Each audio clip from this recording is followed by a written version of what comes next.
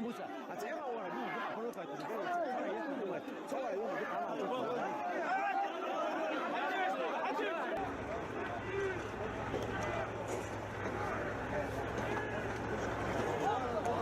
？Без дат, без дат свои вот так, свои политические требования, нам дат свои.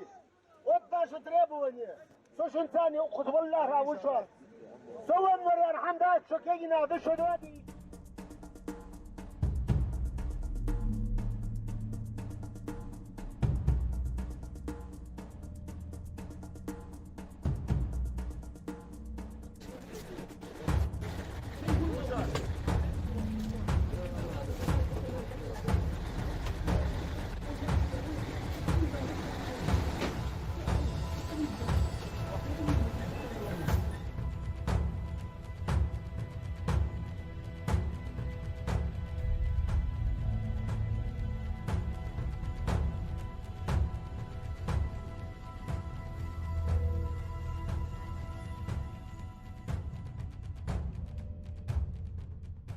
My name is Elizaveta Alexandrova-Zorina.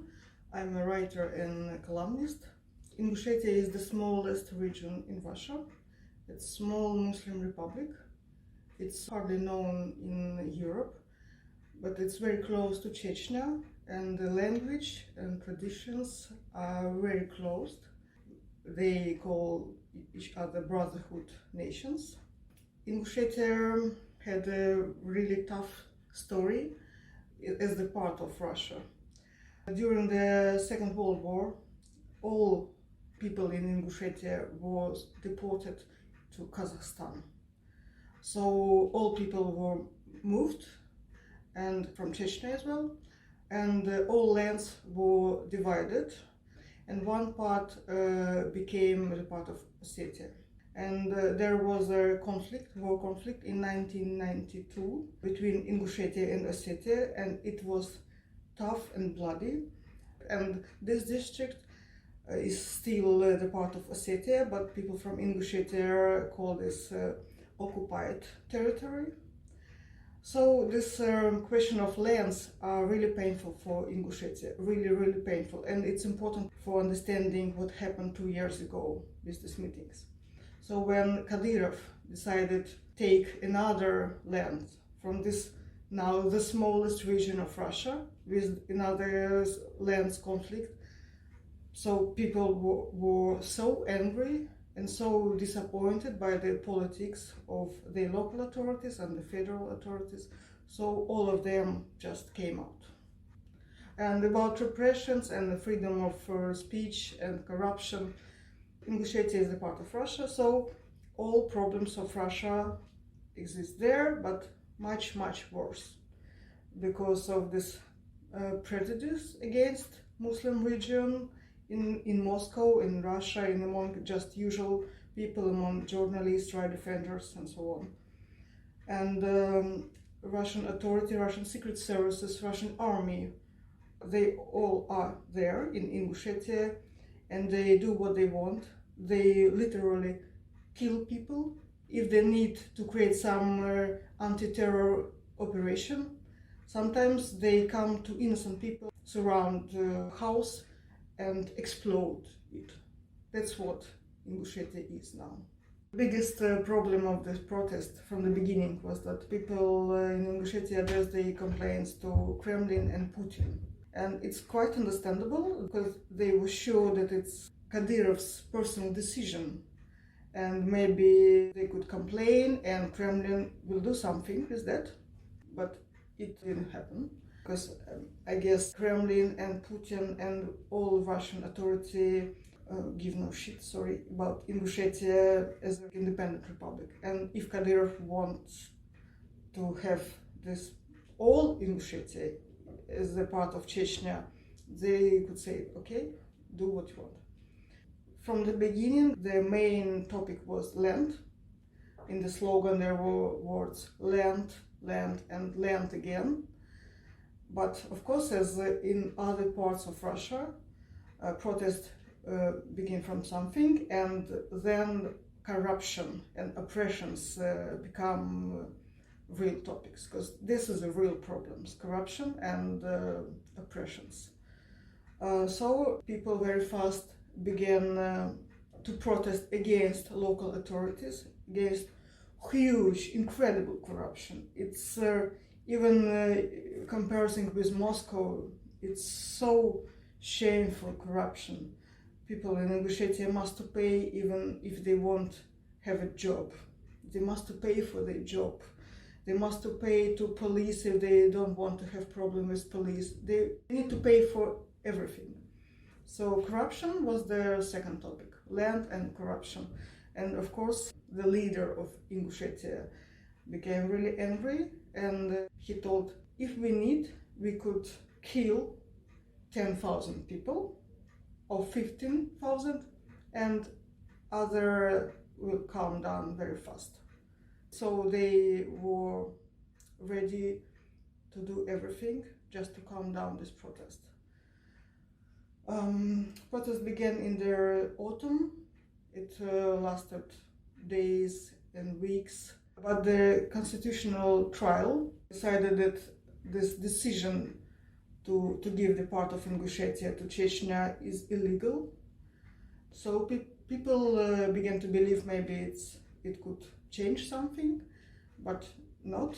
And in the beginning of 2019, oppressions began. But firstly, it was just fines, and people were invited to police firstly. When the constitutional trial of Russia decided the decision of Ingusjiens illegal deal is illegal, people came out again. And the second huge protest was in March of 2019. After that, everything happened very fast. 300 people were called to police or were arrested. 100 stayed in prisons firstly, then 50 were imprisoned. Police began a real investigation, and one, their former minister of Ingushetia, Magomed Abubakarov, he disappeared. And this is a very important thing about Ingushetia, that one person could hide in republic, and 2 years police and secret services and Russian and local, they can't find him, because all people support him, all people in this region, and all people help him to hide. I was in Ingushetia when the first activist came out from the prison. I saw how people met them like heroes. All cars came to the border of Ossetia in Ingushetia. People sang, people danced, people were really proud for these guys. So they have support of 99% of locals. I want to say about Nyatloshka. It's an activist who decided to help arrested people, because it's a very patriarchal region. So many families stayed without any financial support. Women, children, and so on. So people collected money from all region and from Ingusjiens who live abroad, and just buy food and all the personal things that people need in prison, and send to the prison, and they support financially families of imprisoned persons. They did nothing wrong. They just helped people in prison, nothing illegal, nothing dangerous. When I came to Ingushetia second time, I saw repressions against this activist. I myself was invited to the Center Against Extremism, and I was talking with a Russian officer who told me a lot about extremism, terrorism, jihadism, Muslim terrorism, about everything. And I asked him, okay, but it's not about terrorism. What did you find dangerous in people who just collect money, buy food, and send it to the prison, and help women and children who are alone without any support? He pretended that he didn't understand what what I meant. When we came to Ingushetia, authority realized that it's attention from Moscow, finally, from other people in Russia, and they began oppression against this group of activists. So they were forced, people who connected with me, some of them were forced, just moved from Ingushetia, just leave this. Zarifa Sultiva is the only one woman who were arrested. Now she called one of the leader of protests. She is historian. She worked in a museum about deportation Ingusjiens to Kazakhstan. I've never met her, unfortunately. I just wrote her letter, and I talked with her family, with her friends, and I've heard about Zarifa that she is very calm and very soft and nice and friendly person, very open, well educated. She was one of people who came out, just one of the citizens of Ingushetia. And it's not known why she was arrested. It could be other women, but many of them moved to Moscow, to Europe, to avoid the arrest. So now it's only Zarifa. She was doing a great job as historian. She collected many stories from old people who was born in deportation, who have memories, very important memories. So maybe I could compare Zarifa with Dmitriev, who also worked with memory about crimes against humanity committed in Soviet times, who was blamed to be pedophile, and of course we know that false accusations. He is in prison now. So maybe Zarifa became the figure of interest because of her job also. And yes, she participated in the meeting, but now police and trial, they are saying that she inspired people to be aggressive, to do something against police and so on. But it's ridiculous, because Ingushetia is, again, it's a very patriarchal region, and it's impossible.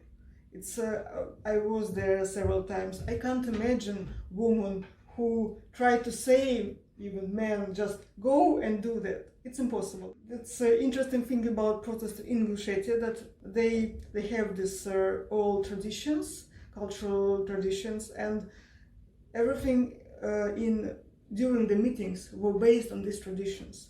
So old men were sitting, young men were staying, women were on other part of the meeting when they were safer than men. Boys bring tea and food to people, because it's tradition of Vaynakh people, Chechenians and Ingusjiens, that boys just serve the table and help give tea and so on.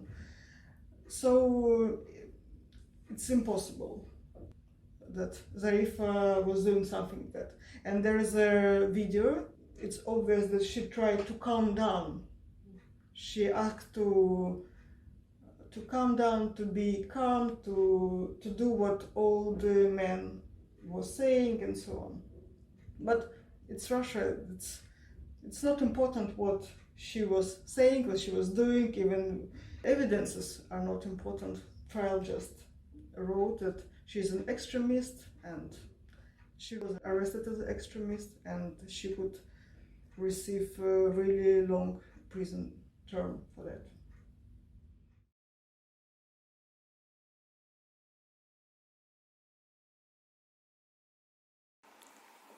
Здравствуйте.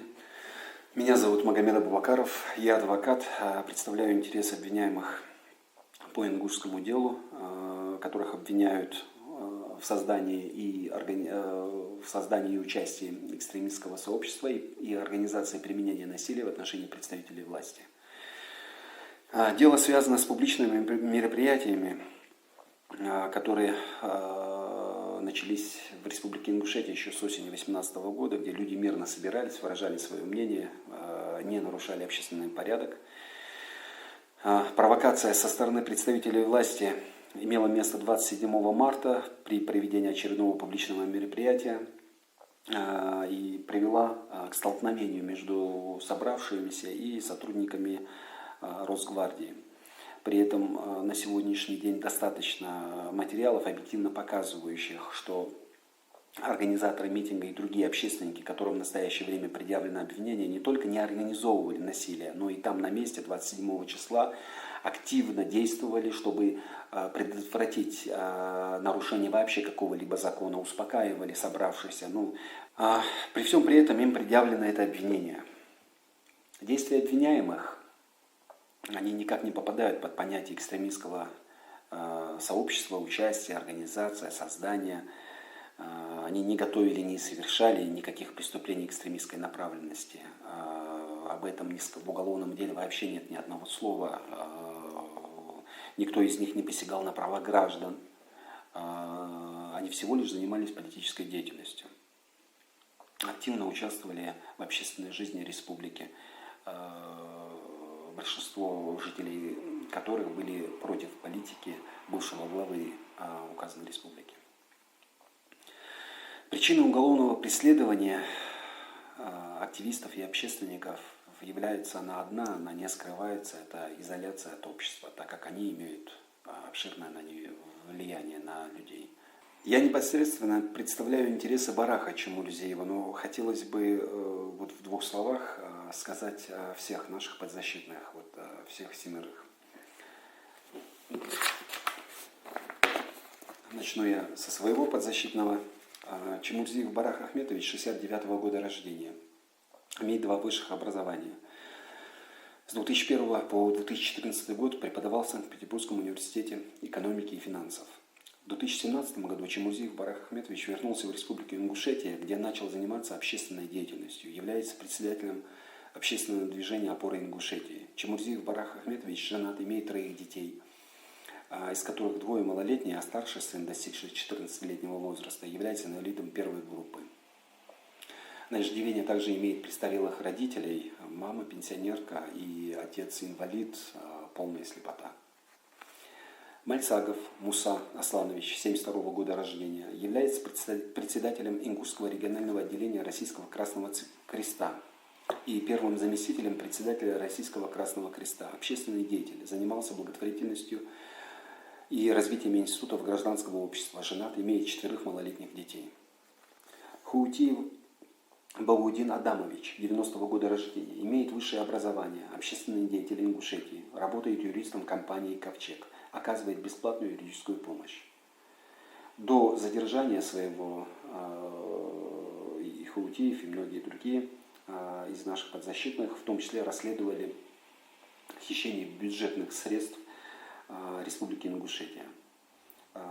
Хуутиев Багудин женат, имеет 3 малолетних детей, один из которых страдает сердечной недостаточностью, тахикардией.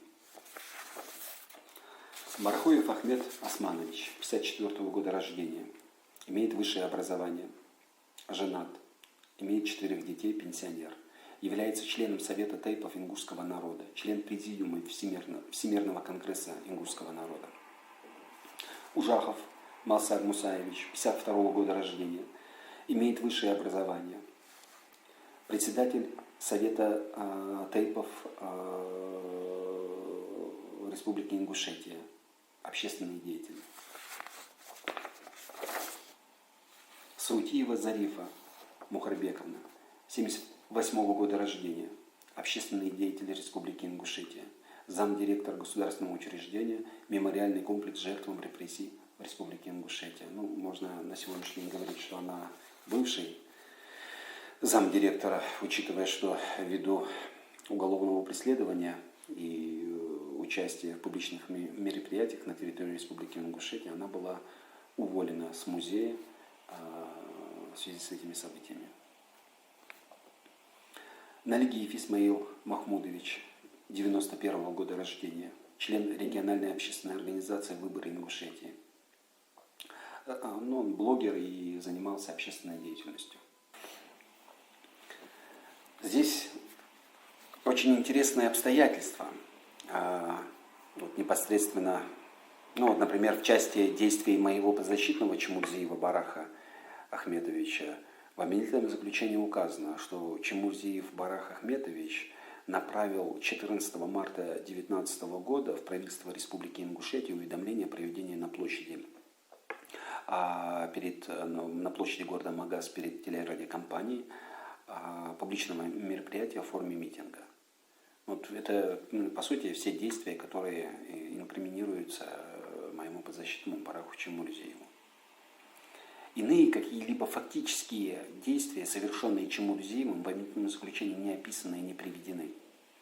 Не указан и не описан способ и другие обстоятельства совершения какого-то преступления с учетом, опять же, предъявленного обвинения, как в части участия, создания экстремистского сообщества, так и в части организации этого насилия. Вместо этого в обвинительном заключении указывается лишь абсолютно законная общественная деятельность наших подзащитных и их действия, связанные с реализацией своих конституционных прав, прав граждан Российской Федерации в части проведения публичных мероприятий, участия в них, свободы слова, выражения своего мнения и других прав граждан, которые, в принципе, и реализовывались в рамках этих публичных мероприятий. То есть, по мнению обвинения, реализация гражданами Российской Федерации своих прав, конституционных прав, я отмечу этот важный момент, образует, то есть это действие, образующее состав уголовного преступления экстремистской направленности.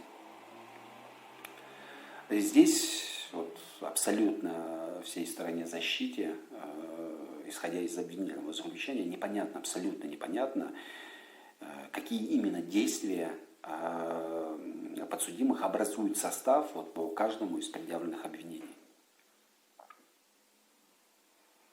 Из обвинительного заключения вытекает, что проведение публичных мероприятий, в том числе несогласованных, участие в них – это реализация указанных прав на свободу слова и других конституционных прав, является уголовным преступлением экстремистского характера.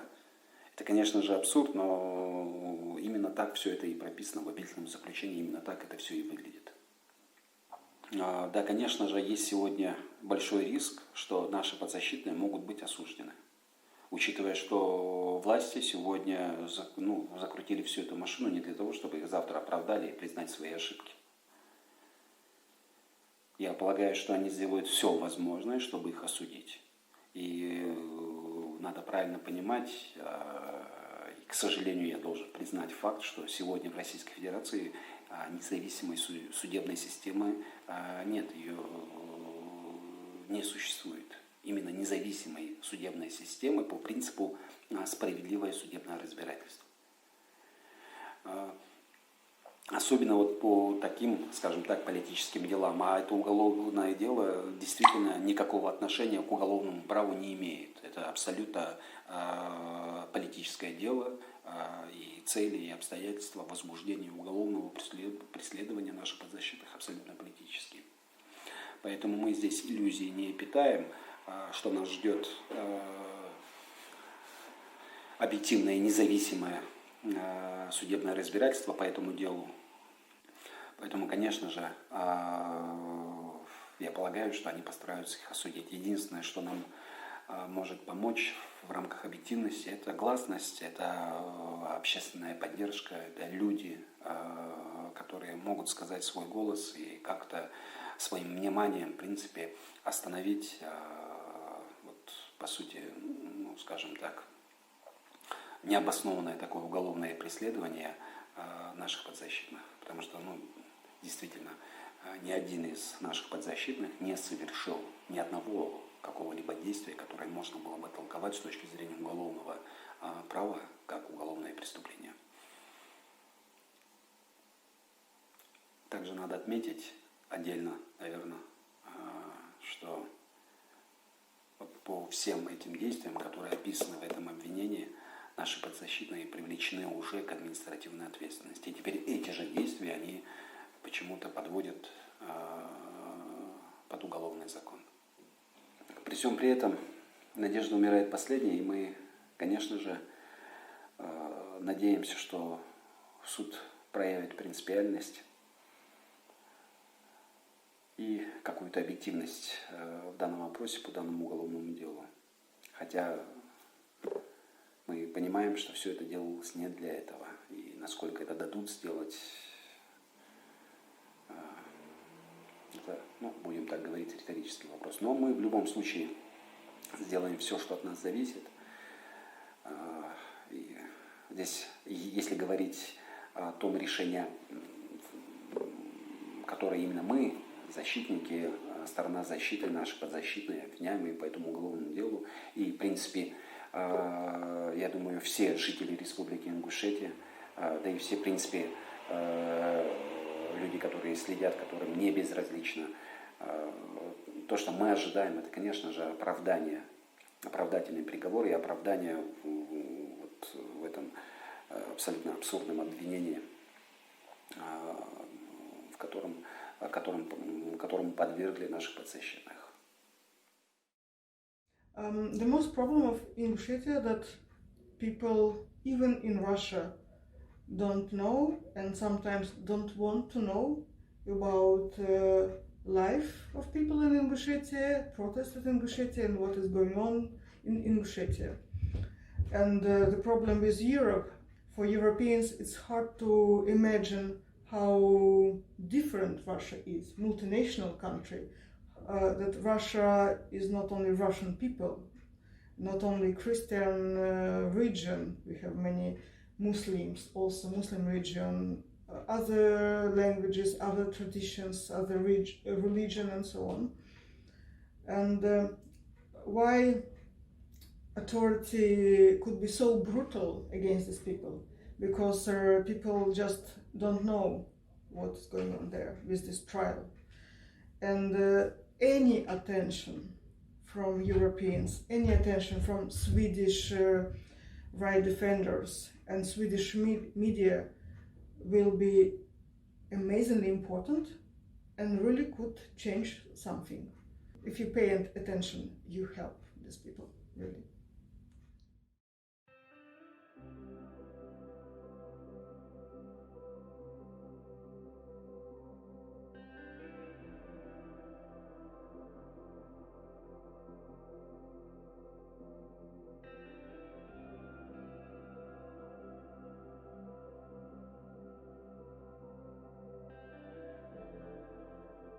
Jag heter Stig Fredriksson. Jag har varit korrespondent i Moskva för svenska medier och jag har följt utvecklingen i Sovjetunionen och Ryssland i många år och jag har särskilt intresserat mig för mänskliga fri- och rättigheter.